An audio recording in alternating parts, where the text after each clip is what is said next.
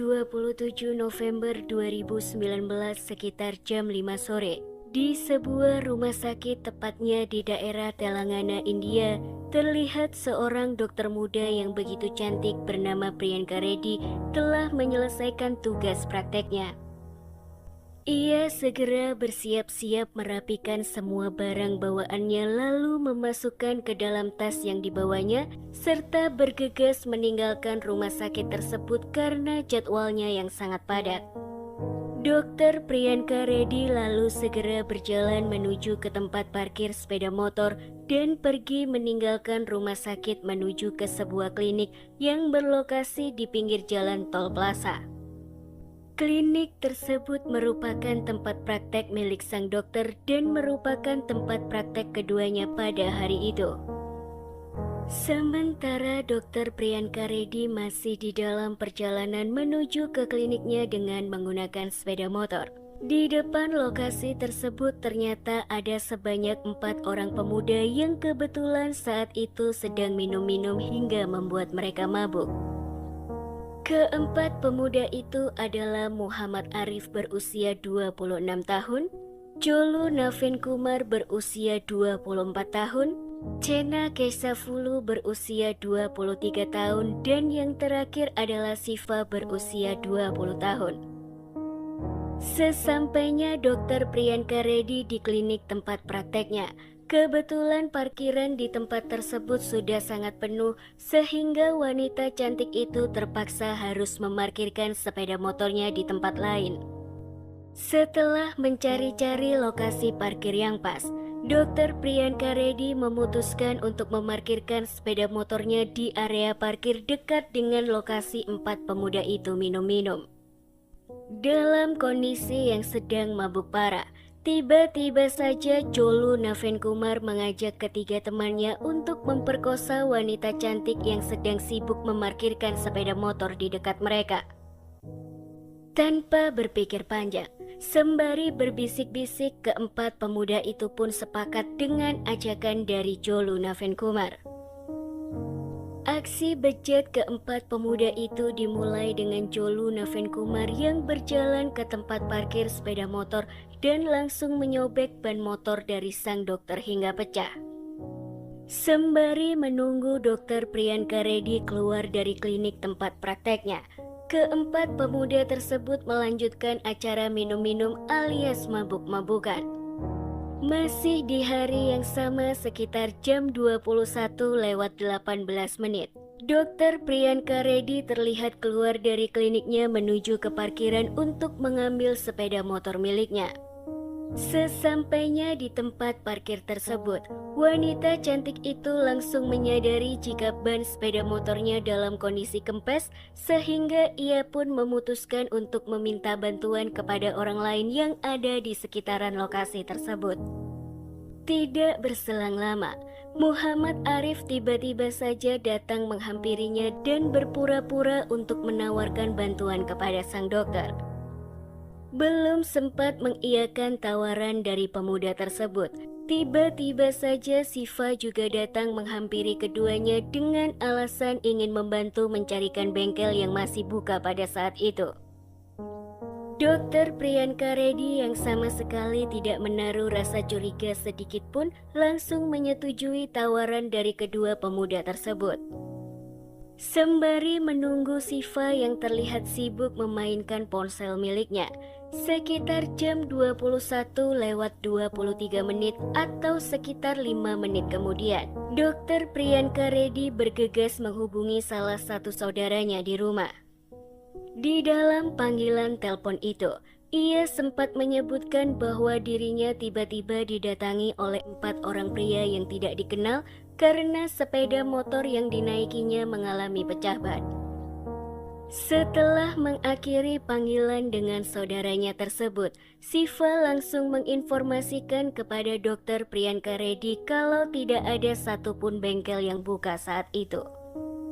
Nah guys, dikarenakan sedari awal mereka memang sudah memiliki niatan yang tidak baik terhadap wanita cantik itu, tanpa berpikir panjang, Saat itu Dokter Priyanka Reddy langsung dipaksa untuk ikut ke sebuah alun-alun yang berada tidak jauh dari tempat parkir tersebut dengan alasan sepeda motornya akan segera diperbaiki.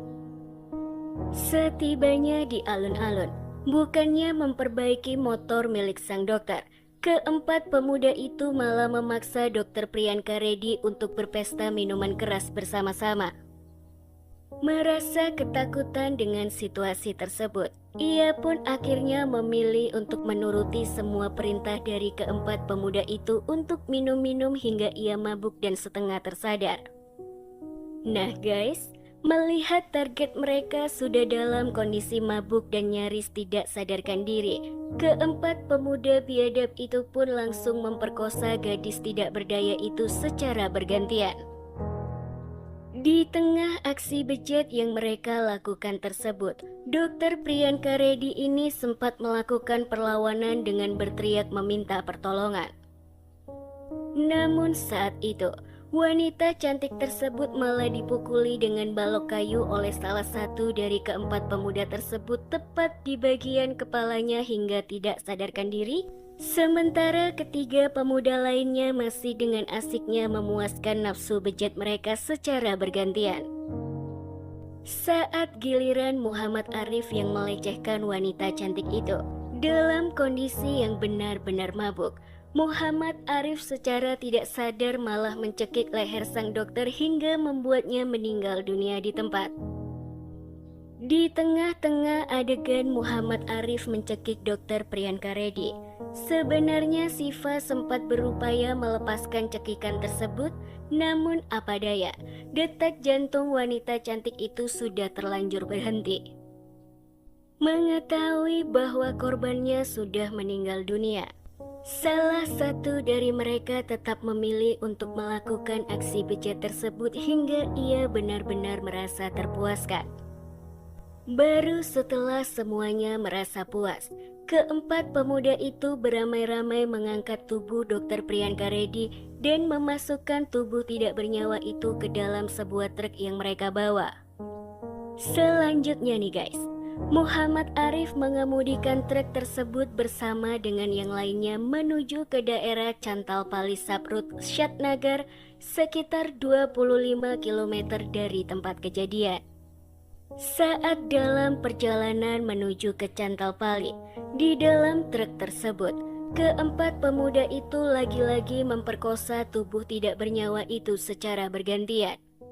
Setelah mengemudikan truk itu selama kurang lebih 1 jam, setibanya di tempat tujuan, jasad Dokter Priyanka Reddy langsung dibuang tepat di bawah jembatan yang sepi. Namun setelah dipikir-pikir serta berunding cukup lama, keempat pemuda itu akhirnya memutuskan untuk membakar tubuh Dokter Priyanka Reddy agar jasad itu susah dikenali.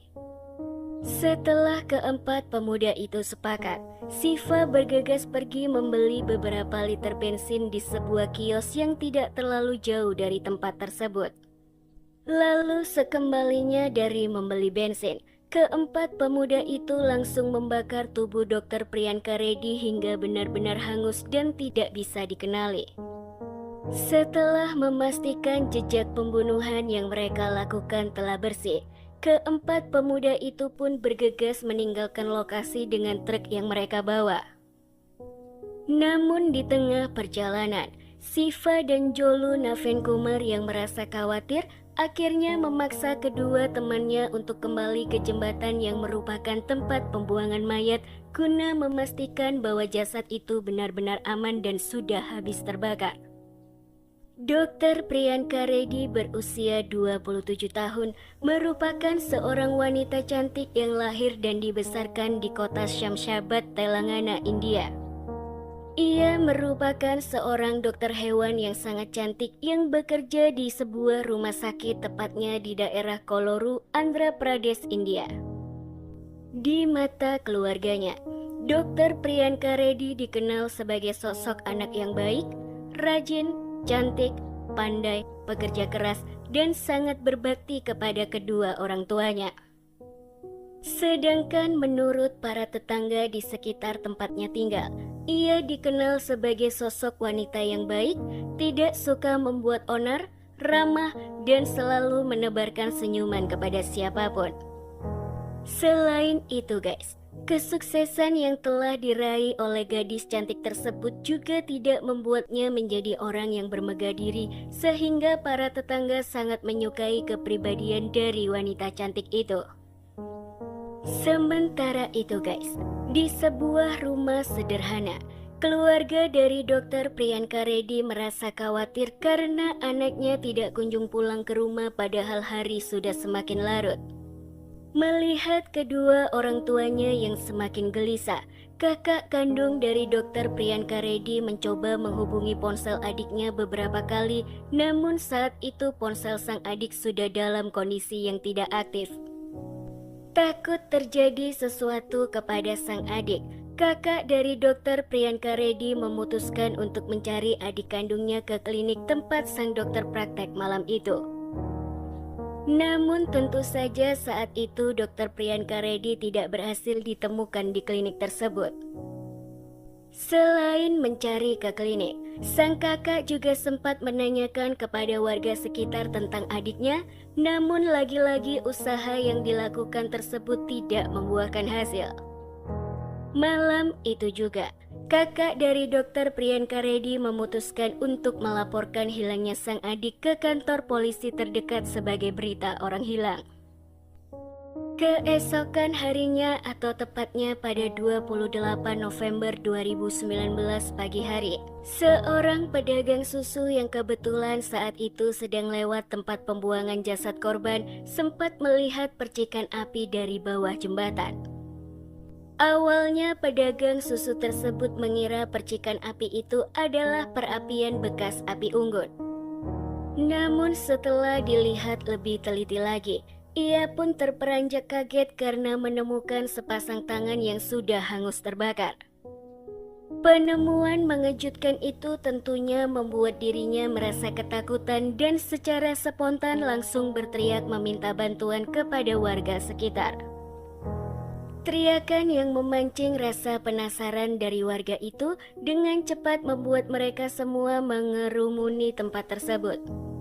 Salah satu dari warga kemudian segera menghubungi kepolisian setempat untuk meminta mereka datang ke lokasi terkait dengan penemuan tersebut. Pihak berwajib dari kepolisian Shatnagar yang menerima laporan itu pun segera mendatangi lokasi. Di sana guys, pihak berwajib bergegas mengamankan lokasi penemuan dari kerumunan warga yang sudah memadati area tersebut. Selain itu, aparat kepolisian juga segera mengevakuasi jasad korban yang sudah hangus terbakar ke rumah sakit terdekat untuk dilakukan identifikasi serta otopsi. Berdasarkan hasil otopsi diketahui penyebab kematian korban adalah luka bekas cekikan di bagian leher yang membuat korban kehabisan nafas. Selain itu, tim forensik juga meyakini bahwa korban telah terlebih dahulu diperkosa karena ditemukan bekas sperma di organ kewanitaannya. Di samping semua itu, luka bakar di sekujur tubuh korban juga mencapai 100% sehingga membuat aparat kepolisian kesusahan ketika proses identifikasi. Namun setelah melakukan pengecekan terhadap laporan orang hilang serta berdasarkan dengan ciri-ciri yang diberikan, pihak kepolisian meyakini bahwa korban merupakan Dr. Priyanka Reddy, wanita yang dilaporkan menghilang sehari sebelumnya. Tidak mau membuang lebih banyak waktu lagi, aparat kepolisian segera mendatangi rumah keluarga Dr. Priyanka Reddy untuk memberitahukan perihal penemuan tersebut. Di rumah itu guys, pihak berwajib meminta kedua orang tua dari Dr. Priyanka Reddy segera mendatangi rumah sakit guna memastikan kebenaran dari penemuan jasad tersebut sembari membawa sampel untuk uji laboratorium. Setelah dilakukan uji DNA dan pencocokan gigi, akhirnya dapat diketahui dengan pasti bahwa korban yang ditemukan di bawah jembatan itu memang benar merupakan Dr. Priyanka Reddy. Pihak kepolisian setempat akhirnya bergerak cepat dengan mencari informasi terkait kasus hilangnya Dr. Priyanka Reddy. Aparat kepolisian sempat memintai keterangan dari saksi mata, orang tua, sanak saudara, serta beberapa rekan kerja dari korban. Menurut keterangan dari kakak kandung korban mengatakan kalau dirinya sempat dihubungi oleh sang adik yang memberitahukan kalau dirinya sedang ditolong oleh 4 orang pemuda tidak dikenal karena motornya saat itu sedang mengalami pecah ban ketika keluar dari klinik tempat prakteknya. Mendapatkan keterangan yang valid, aparat kepolisian segera mengecek rekaman CCTV yang ada di sekitaran klinik tersebut. Dari pantauan rekaman CCTV itulah, akhirnya pihak kepolisian berhasil mengidentifikasi 4 orang pemuda yang diduga kuat sebagai pembunuh Dr. Priyanka Reddy. Tidak mau kehilangan banyak waktu, pihak berwajib dari kepolisian Syatnagar segera memburu terduga pelaku dalam kasus ini. Keesokan harinya atau tepatnya pada 29 November 2019, pihak aparat kepolisian akhirnya berhasil menangkap keempat pemuda tersebut, yakni Muhammad Arif yang berprofesi sebagai seorang supir truk, Cholu Naveen Kumar yang juga berprofesi sebagai seorang supir truk, serta Chena Kesyafulu dan Siva yang berprofesi sebagai tukang bersih-bersih di rumah mereka masing-masing. Sekedar informasi tambahan aja nih guys. Kebetulan keempat pemuda itu berasal dari tempat yang sama, yakni Desa Maktal, Distrik Narayanpet, India. Diketahui rumah dari keempat pemuda tersebut cukup berdekatan satu sama lain. Selanjutnya keempat pemuda itu pun langsung digiring ke kantor polisi untuk penyelidikan lebih lanjut. Di dalam interogasinya, keempat tersangka mengakui bahwa merekalah yang telah melakukan pemerkosaan, pelecehan, pembunuhan, dan juga pembakaran Dr. Priyanka Reddy. Dalam berita acara pemeriksaan yang dilakukan oleh kepolisian setempat, keempat pemuda itu mengaku bahwa mereka dalam pengaruh minuman keras pada malam itu sehingga membuat mereka mabuk parah dan tidak dapat mengontrol diri. Keempat pemuda itu juga menjelaskan kalau mereka sebenarnya hanya ingin memperkosa wanita cantik tersebut dan tidak bermaksud untuk membunuh korban. Namun di tengah aksi bejat mereka, Muhammad Arif secara tidak sengaja malah mencekik Dr. Priyanka Reddy hingga akhirnya korban meninggal dunia. Atas semua yang mereka berempat lakukan, kepolisian Syatnagar secara resmi menetapkan mereka sebagai tersangka dalam kasus tersebut. Pada 6 Desember 2019, di saat mereka semua akan diadili, keempat pemuda itu malah menyerang aparat kepolisian dengan cara mencoba merebut senjata api milik pihak berwajib. Setelah sempat berebut senjata api, salah satu aparat kepolisian akhirnya mengambil tindakan tegas dengan menembak keempat pemuda itu. Namun naas guys, nyawa mereka berempat ini tidak dapat diselamatkan saat berada di dalam ambulans menuju ke rumah sakit untuk mendapatkan perawatan lebih lanjut. Karena keempat terduga tersangka telah meninggal dunia, kasus ini pun secara resmi ditutup oleh kepolisian Syatnagar. Terima kasih buat teman-teman yang sudah meluangkan waktu untuk nonton video ini. Kalau menurut kalian video yang aku bahas ini bermanfaat, tolong bantu aku untuk sebarkan agar channel ini semakin berkembang tentunya. Aku juga mau memberitahukan bahwa kasus-kasus yang aku bahas ini hanyalah sebagian kecil dari banyaknya kasus-kasus kriminal yang terjadi di negara yang kita cintai ini maupun di dunia. Semoga selalu ada hikmah serta pelajaran yang bisa kita petik bersama-sama. Aku juga berharap kalau kalian semua pastinya jangan sampai lupa untuk subscribe, like, komen, serta nyalakan lonceng notifikasinya agar tidak ketinggalan setiap aku upload video baru. Oke guys, sekali lagi terima kasih dan sampai jumpa di video berikutnya. Bye-bye.